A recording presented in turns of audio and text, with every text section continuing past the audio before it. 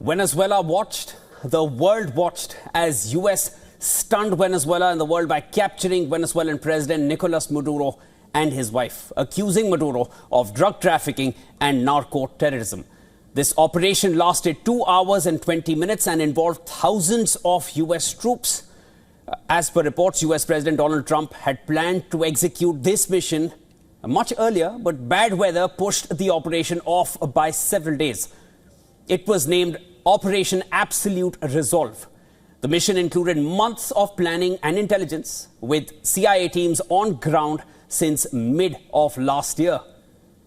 According to sources, the intelligence team also had an asset close to Maduro who tracked all of his movements and pinpointed exactly all of his locations as the operation began.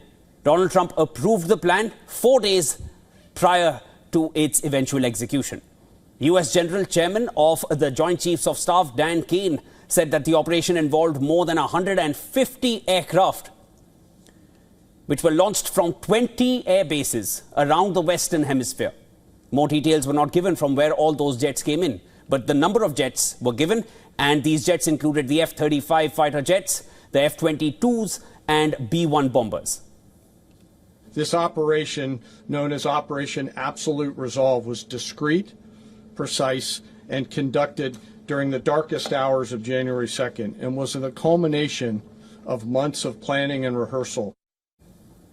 Now, as per sources, Trump's senior aide Stephen Miller, Secretary of State Marco Rubio, Secretary of War Pete Hegseth, and CIA Director John Ratcliffe, they formed the core team to oversee this Operation Absolute Resolve, working on this with President Trump for months, as I mentioned earlier as well.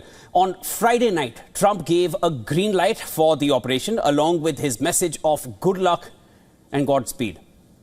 Aircraft took off from 20 different bases on land, at sea, and troops arrived at Maduro's location shortly after the strikes began. One of the helicopters was hit, but it remained flyable. Maduro and his wife, they were taken into custody by the Justice Department officials, assisted by incredible US military forces. Well, they were in thousands, as I'd mentioned earlier as well. That's the incredible part here. And there was no loss to life. That is what has been declared by the US administration. Maduro and his wife, both indicted, gave up and were taken into custody by the Department of Justice, assisted by our incredible US military with professionalism and precision, with no loss of US life. After securing the indicted persons, the force began to prep for departure. Helicopters were called in to exfiltrate the extraction force, while fighter aircraft and remotely piloted aircraft provided overhead coverage and suppressive fire.